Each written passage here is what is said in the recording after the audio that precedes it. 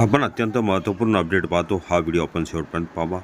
राज्य कर्मचाऱ्यांच्या बाबतीत 5 महत्त्वपूर्ण अपडेट पाहूया. निर्णय 19 जुलै 2026. नमस्कार मित्रांनो, चॅनलमध्ये आपले स्वागत आहे. तत्पूर्वी आपण नवीन असाल चॅनलला आता सबस्क्राईब करा, समोरील बेल आयकॉनला क्लिक करा. निश्चितच नवनवीन अपडेट अखिल तांबडसर क्लासेस चॅनलमार्फत सतत आपल्याला पाहायला मिळतील. पाहूया सविस्तर. पहिली, जिल्ह्यात शाळाबाह्य मुलाचा विशेष शोध अभियान. प्रत्येक बालकाला शिक्षणाच्या प्रवाहात आणण्याचा निर्धार. शिक्षणाचा हक्क कायदा RT प्रभावीपणे राबवण्यासाठी जिल्हा परिषद शिक्षण विभागाने जिल्हाभर शाळाबाह्य मुलांचा विशेष शोध अभियान सुरू केले आहे. या मोहिमेद्वारे 6 ते 14 वर्ष वयोगटातील एकही बालक शिक्षणापासून वंचित राहू नये यासाठी प्रशासनाने व्यापक नियोजन केले आहे. अजूनही चॅनलवर नवीन असाल चॅनलला लगेच सबस्क्राईब करा. या अभियानात अंगणवाडी सेविका, प्राथमिक व माध्यमिक शाळांचे शिक्षक, शिक्षण विस्तार अधिकारी तसेच स्थानिक प्रशासन सहभागी झाले असून ते गावोगावी जाऊन शाळाबाह्य मुलांचा शोध घेणार आहेत.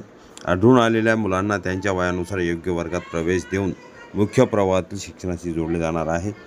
स्थलांतरित कामगाराची मुले, वीटभट्टीवरील कामगाराची मुले, बांधकाम मजुराची मुले, भटक्या विमुक्त समाजातील बालके तसेच रस्त्यावर उदरनिर्वाह करणाऱ्या कुटुंबातील मुलावर विशेष लक्ष केंद्रित करण्यात आले आहेत.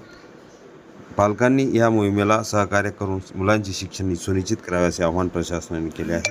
दुसरी महत्त्वपूर्ण अपडेट आहे. राज्य कर्मचाऱ्यांना 2% महागाई भत्ता वाढ देण्याची मागणी.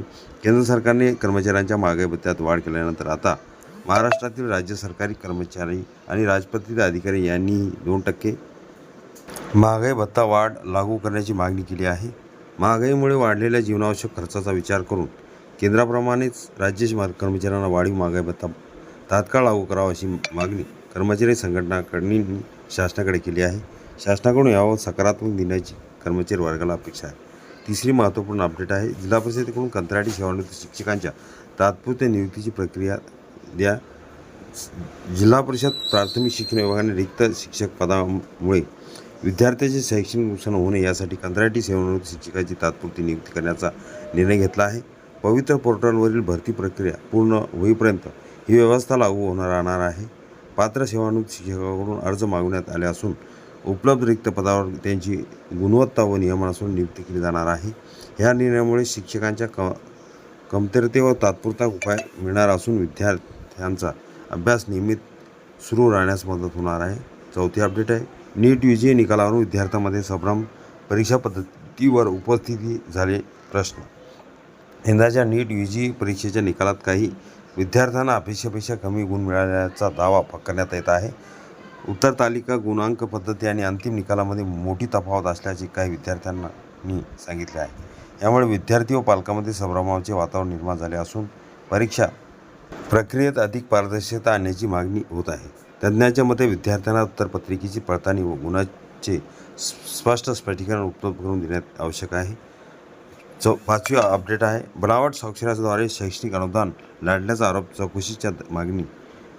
शिक्षण क्षेत्रात पुन्हा एकदा अनुदान घोटाळ्याचा मुद्दा चर्चेत आला आहे. काही विनाअनुदानित संस्थांच्या नावाने बनावट स्वाक्षऱ्या करून शैक्षणिक अनुदान उचलल्याचा गंभीर आरोप करण्यात आला आहे.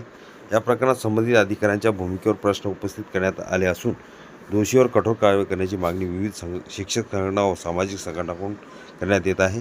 शासनाने संपूर्ण प्रकरणाची निष्पक्ष चौकशी करून दोषींना शिक्षा करावी अशी मागणी जोर धरत आहे. हा व्हिडिओ उपयोगी वाटला असेल लाईक, शेअर आणि अखिल तांबडसर क्लासेस चॅनलला सबस्क्राईब करा, लाईक करा, कमेंट्स करा, मित्रांना शेअर करायला विसरू नका. असे नवनवीन अपडेट आपल्यापर्यंत सहज पोहोचतील.